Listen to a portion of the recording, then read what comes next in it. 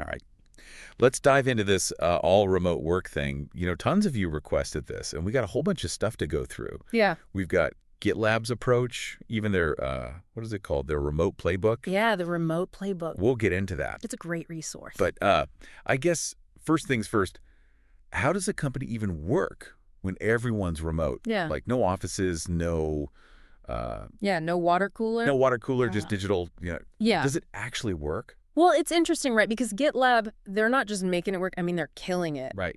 They're a leader in the DevSecOps space. Huge. Consistently ranked as a great place to work, all while being, as you said, 100% remote. It's like mind-blowing, right? Yeah. So they must be doing something right. Yeah. And the good news is They're sharing. they share it, They're very open with their knowledge and best practices. like open source. Yeah, exactly. But they do mention this difference between all remote and hybrid remote. Can you break that down for us? Sure. So all remote. That's what it sounds like. Everybody's remote. Right. No central office. Everybody's working from, wherever they are. Gotcha. Hybrid remote, that means you've got a mix. Okay. Some people in the office, some people remote. So it's like a spectrum, really, right? Exactly, yeah. So what are the pros and cons? I mean, Yeah, that's the big question. huge question, right? Like, how do you even build a culture when everyone's, all over the place? Well, that's a key point that GitLab stresses. Yeah. The importance of building a culture intentionally for a remote setting. Interesting. And they have this, like, head of remote role. Yeah, they do. A head of remote. So, like, someone's entire job Dedicated to it. to making this remote thing work. Exactly. That's wild. So what do they actually do? Basically, they make sure the whole remote model is successful. Okay. They set up communication guidelines, try to build that sense of community, Yeah. and deal with the challenges that come with having people all over. Like the architect of the virtual office space. That's a good way to put it. I wonder if that'll become like a standard thing, like the chief digital officer a few years back. Could be. Now, I'm also curious about these 10 models of remote teams they talk about. Oh, yeah. Is it really that diverse? It really is. They lay out all these different ways to structure and manage remote teams based on things like communication styles, time zones, even the project needs. Like completely different approaches. Totally, yeah. Can you give me an example? Sure. Well, there's the satellite model. Like, imagine small co-located teams, but they're all orbiting this central hub. Like little clusters of stars. Exactly. It's kind of the best of both worlds, Right. So you're getting that focused collaboration in the small groups. Right. But you're still part of the bigger picture. Precisely. That makes sense. And then you've got the asynchronous model, Yeah. which sounds totally different. Yeah, asynchronous is all about communication that doesn't have to happen in real time. Yeah. Like passing a baton in a relay race, information gets handed off when it's ready. Makes sense for global teams, Totally. time zones, and all that. Exactly. It's fascinating how much thought goes into making all remote work. Yeah. Well, work, right. Yeah. And one thing that seems crucial, no matter which model, is documentation. Oh, absolutely. GitLab really hammers that home. It's the backbone of a remote team. Right, because if you're trying to, like, I don't know, put together furniture with no instructions. Yeah. Good luck with that. Chaos, right. It's the same thing. It's the same thing. You need those guidelines. So what kind of documentation are we talking about specifically? Well, you don't have to document every single thing. Right. But having a solid internal wiki or knowledge base for things like processes, decisions, updates on projects. Oh, I see. It's a central place everyone can get to anytime, anywhere. Makes total sense. Saves so much time, no more digging through emails or chasing people down. Right. It's like a self-serve information hub. Exactly. And it ties into that asynchronous communication we were talking about. It does. It's all connected. Help me understand that a little better. What is asynchronous communication? It's all about working and communicating effectively without needing to be online at the same time. Like I send you something now, you get to it when you can. Exactly, like email. But think of it as email on steroids, Okay. You're not relying on instant messages or back-to-back meetings. Yeah. You're using things like email, project management tools, collaborative documents. So instead of that constant ping pong of messages and meeting invites, Exactly. you're letting people work at their own pace and respond when they're ready. Right. It's about giving people the space to focus. Makes sense, especially with global teams, right? Huge for global teams. Can't expect everyone to be online at the same time. Exactly. You get deep work done without those distractions. Deep work. I like that. It's all about finding that flow. But doesn't that make it hard to build relationships? when you're not constantly interacting. That's where the informal communication comes in, which, again, GitLab does a great job with. Yeah, how so? They encourage things like virtual coffee breaks, online social events, even Slack channels for non-work stuff. So it's not all business all the time. Nope. Gotta have those water cooler moments, even if they're virtual. That's so smart. It helps build that camaraderie, that sense of belonging. They even have a Pets of GitLab channel. I saw that. Oh, yeah, that's a good one. It's brilliant. People love sharing about their pets. It's human, Mhm. even if it's furry. Yeah. But, this all sounds great in theory, but does it actually produce results? It does, and GitLab's got the data to prove it. Oh, really?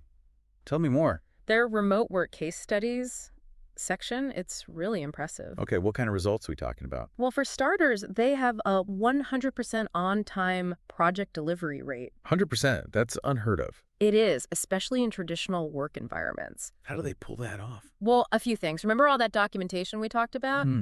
That plays a huge role. Everyone's on the same page, no confusion or delays.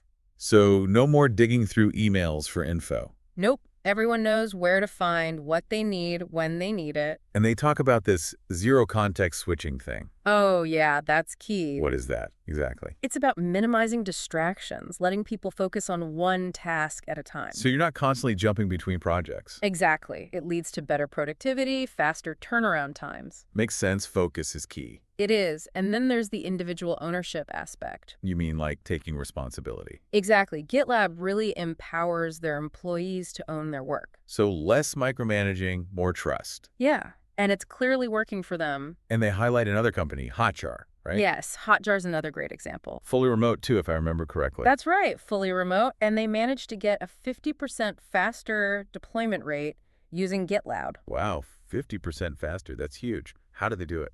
End-to-end visibility and streamlined workflows, all thanks to GitLab's platform. It's amazing how embracing remote work can lead to such improvements. It really is. It's about working smarter, not harder. Now, I know GitLab offers a lot of resources for people who want to learn more about remote work. They do. They have a remote playbook that goes deep into the details. Sounds like a must-read for anyone thinking about going remote. Definitely. And they even have a remote work certification program. They do. Wow, they're really all in on this. Yeah, they're committed to sharing their knowledge and helping others make it work. So we've seen how companies like GitLab and Hotjar are thriving in this fully remote environment. It's more than just surviving. They're excelling. Right, and it's clear this isn't just a fad. It's a viable and in many ways advantageous way to work. Absolutely. But is it the future of all work? I mean, that's the big question, right? It is a big question. It is, and one we'll continue to explore in the next part of our deep dive. Looking forward to it. Welcome back. The last part, we talked about how efficient companies like GitLab and Hotjar are with their remote models. Yeah, it's amazing how they've managed to make it work so well, not just adapt, but actually thrive. Totally. Like remote done right can really boost productivity. Definitely. But there's got to be bigger impacts, right? It's not just about individual companies. Oh, absolutely. It goes way beyond that. So what are we talking about then? I mean, what kind of societal impacts? Where do we even start? Well, think about where people choose to live, If they don't have to be tied to an office, Yeah. we could see a shift away from those super expensive city centers. So people could live in more affordable places, maybe closer to family. Exactly. Or just somewhere that fits their lifestyle better. That makes a lot of sense. It's all about freedom, right? To choose where you want to live, no matter your job. I get that. That would be a huge draw for a lot of people. Totally. And it goes deeper than just personal preference. How so? Think about the ripple effects, Housing markets, local economies, even infrastructure development. Wow. So rural areas could see a resurgence. Potentially, yeah. And cities might have to adapt to a whole new landscape. It's like a domino effect. One change leads to another. Exactly. It's not just about where people live. It's when they work, too, right? Like we were talking about asynchronous communication. Absolutely. Imagine work schedules that are way more fluid, people blending their work and personal lives more seamlessly. Less stress, better well-being. Exactly. People feeling more in control of their time, parents being more present, caregivers having more flexibility. That's a game changer for work-life balance. It is. It's about empowering people to design their own workday, work when they're most productive, take breaks when they need them. But doesn't that blur the lines even more? I mean, we already feel always on. That's a valid concern, and it highlights the need for boundaries. Okay, so clear expectations, even in a remote setting. Exactly. Companies need to have policies that respect people's time. Like when you're expected to be available, how quickly you have to respond. Right, and promoting a culture of actually disconnecting, taking breaks. It's like putting up a virtual fence between work and personal time. That's a good way to put it, even if the physical space is the same. And it's not just on the companies, right? No, definitely not. Individuals have to take responsibility too. To set their own boundaries. Exactly. It's a two-way street. Open communication is key. So, talking about expectations, finding a balance that works for everyone. It's a partnership for sure. Got to build that trust and respect. Absolutely. That's how you make remote work sustainable, fulfilling for everyone. So yeah, remote work means more flexibility, more autonomy, Right. but it also takes a shift in mindset, you know? Totally. Clear communication, setting those boundaries. It's more than just working in your pajamas. Right, it's a whole new way of working. It is. Takes intention, discipline, that shared understanding between companies and employees. And like any big change, there will be winners and losers, right? Some will adapt better than others. That's true. It's like any disruption, some embrace it and flourish, others struggle to keep up. So you got to be thoughtful, strategic about it. Absolutely. Companies need to do their homework, see if they're actually ready. And individuals need to be honest with themselves. About Their work style, their communication habits. Can they really self-manage? it's not a magic solution for everyone, Definitely not. but it can be super beneficial when done right. It's a new paradigm, needs careful planning. Now, thinking even bigger picture, what about diversity and inclusion? That's a big topic with remote work. It is. A lot of different perspectives on that. Some say it levels the playing field, others worry about potential downsides. What do you think? It's complex. There's both good and bad. Okay, so let's break it down. What are the potential benefits? Well, it could open doors for people who have traditionally faced barriers, Like who? people with disabilities, folks in remote areas, people with caregiving responsibilities. Like those geographical limitations wouldn't be as much of a factor? Exactly. A wider range of job opportunities suddenly become available. That's huge. So more access to jobs. Yeah, and it could even foster a more inclusive work environment overall. How so? Without the traditional office dynamics, there's less pressure to conform. Interesting. So people can be more themselves. Exactly. No matter their background, their And circumstances. focusing on skills and talent. Precisely. But you mentioned downsides too. What are those? Well, if we're not careful, remote work could actually make existing inequalities worse. Okay, like a digital divide where people with better tech have an advantage. Exactly. Or remote workers being seen as less committed, less valuable. Oh, right. Like out of sight, out of mind. Yeah, companies need to be really mindful of that. So they don't accidentally create a two-tiered system. Right, where remote workers get left out of important stuff or just feel less connected. And then there's access to resources, right? Yeah, Not everyone has a home office or great internet. that's a big one. And some people are juggling caregiving or dealing with distractions at home. Companies need to think about all that. They do. It's about approaching remote work with an equity lens. Making sure everyone has equal access, no matter their situation. Exactly. Providing stipends for equipment, being flexible with schedules, mindful of time zones. So it's not just working from anywhere, it's working for everyone. That's the goal. It's a lot to consider. It is, but it's essential if we want remote work to be truly successful in the long run. So it sounds like remote work is this kind of paradox. Yeah. It could lead to more flexibility, more inclusivity, Where equity, but it could also worsen existing inequalities. if we're not careful. It's a powerful tool that needs to be used responsibly. Absolutely. It's both an opportunity and a challenge. It makes us rethink everything about work. It does. It challenges the status quo. And we need to be intentional about creating a better future for everyone. That's the key. So to wrap up this part of our deep dive, Yeah. I want to leave you with something to think about. Okay, I'm listening. Imagine a world where work isn't about location or a set schedule. Okay. It's about the value you create, the contributions you make, I like that. where people have more control over their lives, companies prioritize well-being for employees and the community. Sounds like a good world. It does, doesn't it? Mm. So what does that world look like to you? And how can you be part of building it? That's a great question. Something to really think about. It is. Yeah. And we'll explore some more practical aspects of remote work in the final part of our deep dive. Looking forward to it. All right, final part of our remote work deep dive. It's been a journey. It has. GitLab, societal impacts, we've covered a That's lot. a lot of ground. Yeah. But let's get practical now. How do we make this remote thing actually work? Yeah. Good point. We talked about documentation, asynchronous communication, culture. All important stuff. But what are some actual tools and strategies?